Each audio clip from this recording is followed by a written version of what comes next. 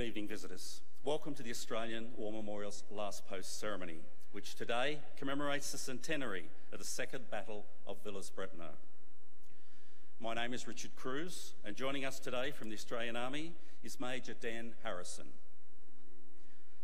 Today we commemorate the centenary of the Second Battle of Villers-Bretonneux, which was fought on the 24th and 25th of April 1918 in northern France. After the gruelling battles of 1917, Australia's bloodiest year on the Western Front, the winter months provided a chance to regroup and take on reinforcements. The German spring offensive began in March the following year, with 74 divisions attacking near the junction between the French and the British armies. On the 5th of April, a German army force attacked the line near Dernancourt between the Australian 12th and 13th Brigades. The Australians lost ground amid desperate, bitter fighting, but the front was held and the road to Amiens remained secure. But it soon became clear that the Germans would again attempt to push on to Amiens. On the 24th of April, 100 years ago today, a short artillery bombardment preceded a German attack spearheaded by tanks. The battle was the first to involve tank against tank fighting, the German tanks engaging British tanks.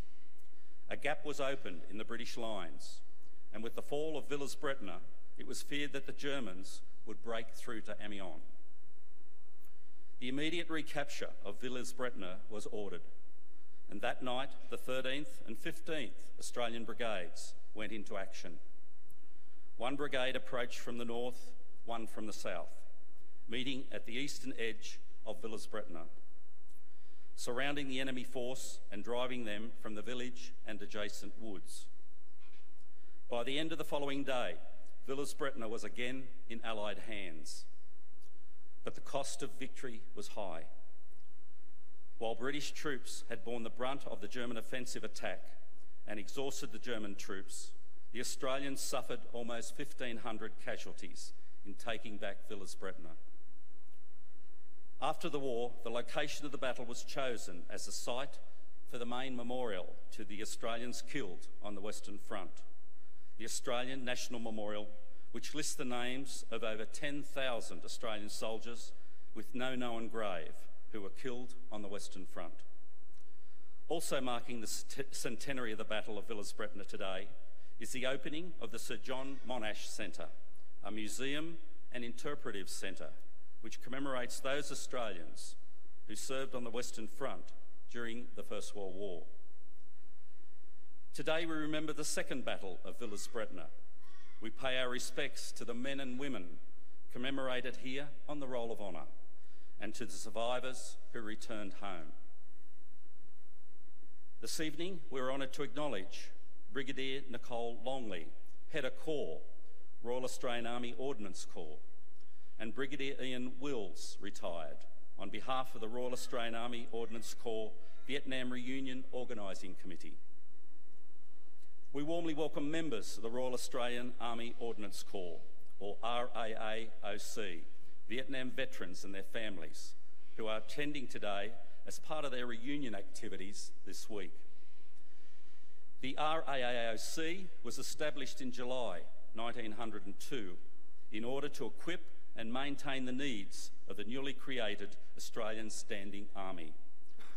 During the First World War, the RAAOC provided support to Australian forces in multiple theatres, including Gallipoli and Villers-Bretonneux, while subjected to fierce and regular disruption by enemy forces and subsequently enduring a high casualty rate.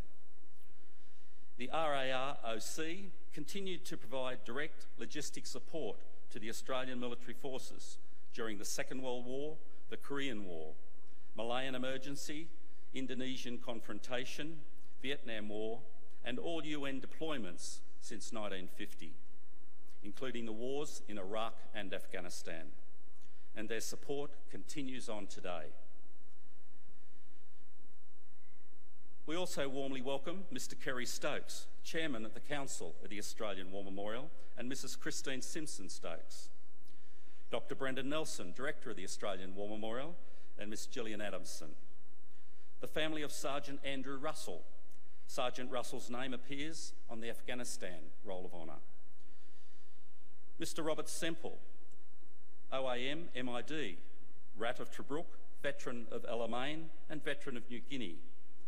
Mr. Gordon Richardson, who served in the Army during the Second World War. We welcome the veterans who have served, those that are still serving, and the families that support them. We acknowledge the members of RSL and Services Clubs Association, RSL Victoria and RSL Queensland, who are watching the broadcast of this ceremony across Australia. During this evening's ceremony, wreaths will be laid at the base of the Pool of Reflection by visitors and students on behalf of the following schools. From Western Australia, Hale School from Wembley Downs, and from Victoria, Southern Cross Grammar. Australia's Federation Guard is a tri-service ceremonial unit of the Australian Defence Force. They provide a ceremonial presence at civil and military events and during visits to Australia by foreign dignitaries. The Guard will now dismount the catapult party from the tomb of the unknown Australian soldier.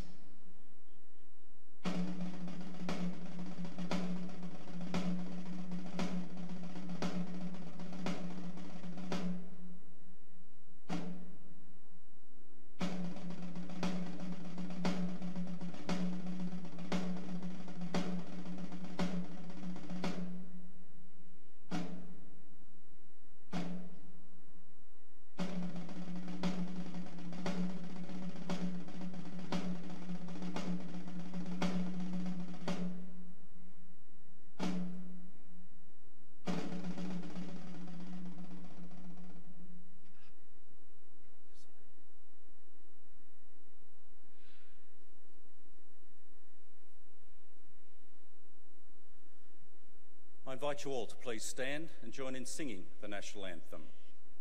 Party 18, Catapult Party present, arms.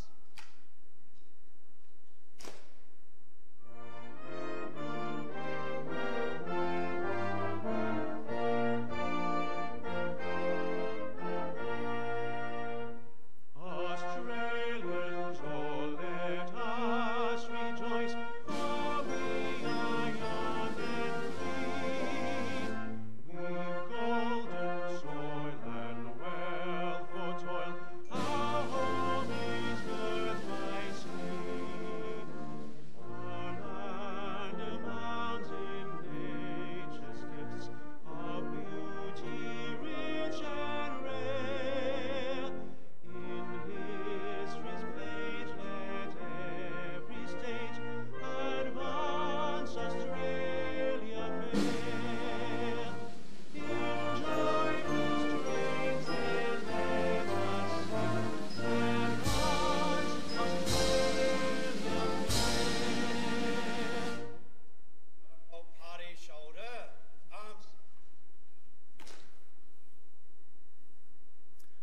If you're able, please be seated.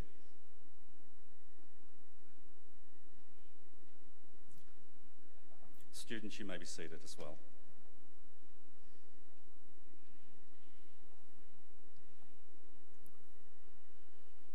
The Australian War Memorial was the vision of Charles Bean, Australia's First World War official historian.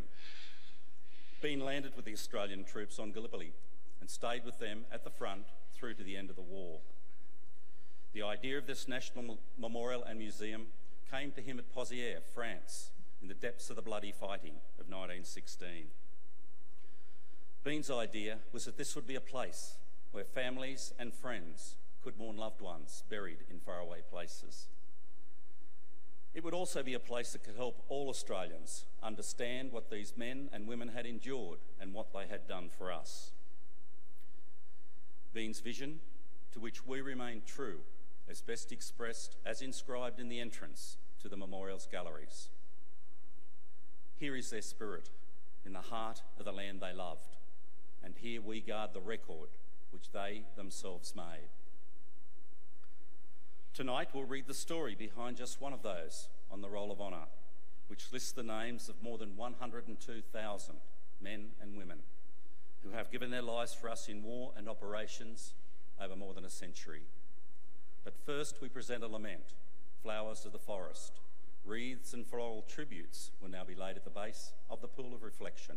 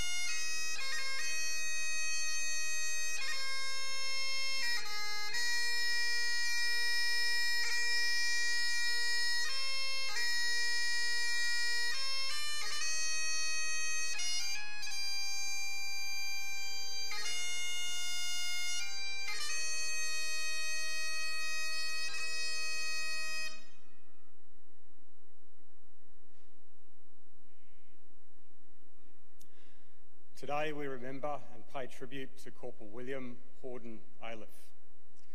William Ayliffe was born on the 9th of June 1892 at Permanuda Station near Broken Hill, New South Wales, to Frank and Elizabeth Ayliffe.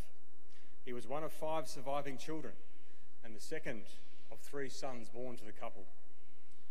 Frank's work for the Zig Corporation took the family to Maiponga in South Australia when William was still young.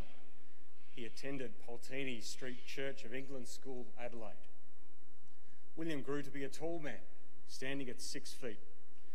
After leaving school, he went to work as a farmer, working at Kangaroo Island. By the time the First World War began, he had become a station overseer. Ayliffe attempted to enlist following the outbreak of the First World War, but was rejected on account of having bad teeth. There is no record of him having corrective treatment, but on his second attempt to enlist, this time on the 15th of September 1916, he was past fit and accepted. On completing his training, he was allotted to the 19th Reinforcements to the 27th Battalion. He embarked with other reinforcements from Outer Harbour, Adelaide, aboard the transport ship Miltiades on the 24th of January 1917. Arriving in England in late March, he went into the camp in the Salisbury Plain, where he trained for several more months in preparation for war on the Western Front. He was sent to front in late July, but instead of joining the 27th Battalion, was instead sent to the 50th Battalion, which joined in Belgium in early August. He had his first experience of the front line at Plegstedt Wood near the end of the month. Ayliffe was promoted to Lance Corporal in mid-September, and a little over a week later took part in his first major battle at Polygon Wood. The 50th Battalion had been to the right of the wood and had taken its objectives. The battalion returned to the front line on the 11th of October, taking over positions along the recently captured Broodsender Ridge.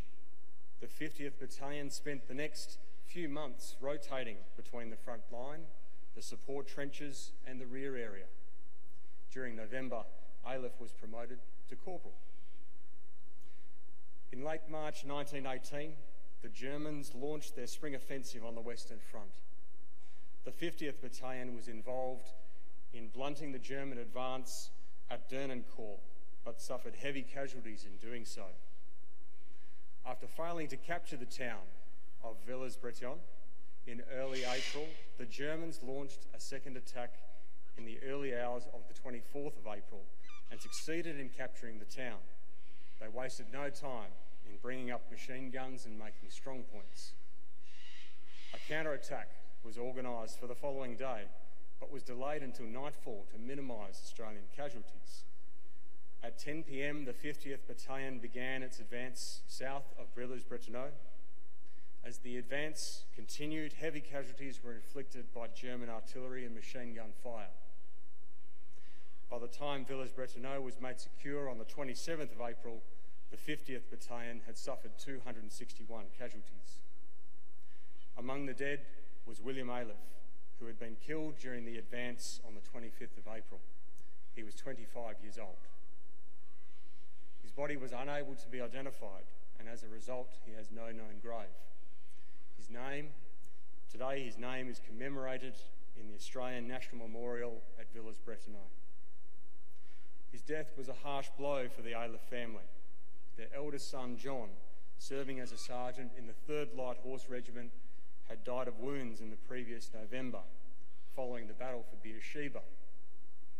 The youngest son in the family, Sergeant Frank Ayliffe, returned to Australia in October 1918. William Ayliffe's name is listed on the Roll of Honour on my right, along with 62,000 Australians who died while serving in the First World War. His photograph is displayed today behind the pool of reflection. This is but one of the many stories of service and sacrifice told here at the Australian War Memorial. We now remember Corporal William Hawden Ayliffe, who gave his life for us, for our freedoms, in the hope of a better world.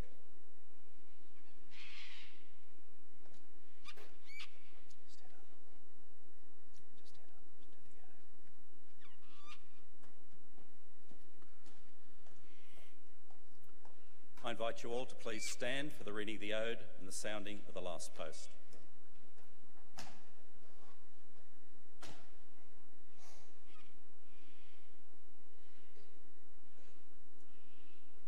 They shall grow not old, as we that are left grow old. Age shall not weary them, nor the years condemn. At the going down of the sun and in the morning, we will remember them. We will remember them. All party present. Arms.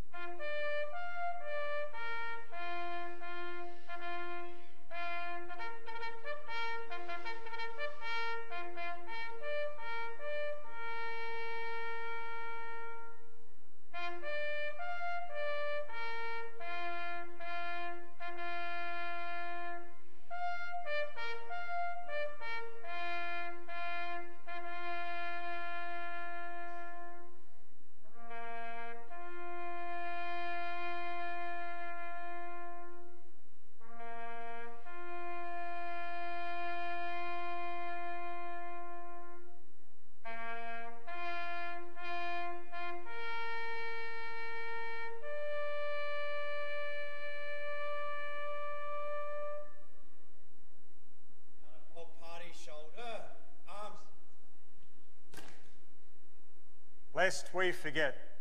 Lest we forget.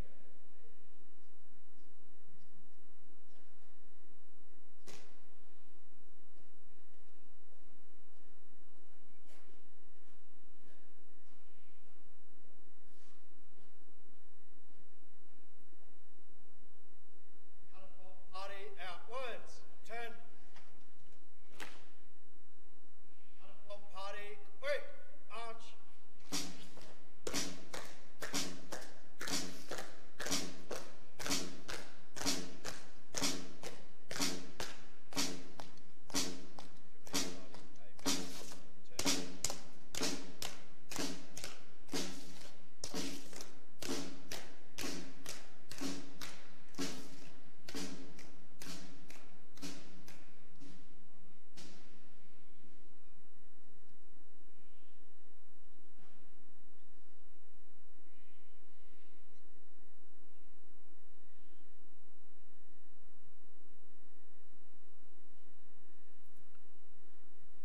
We leave you this evening with the words of the memorial's founder, Charles Bean. Many a man lying out there at Pozières or in the low scrub at Gallipoli with his poor, tired senses barely working through the fever of his brain has thought in his last moments, well, it's over. But in Australia, they will be proud of this. Ladies and gentlemen, girls and boys, that concludes this evening's last post ceremony. We thank you for visiting the Australian War Memorial and wish you all a very pleasant evening. Thank you.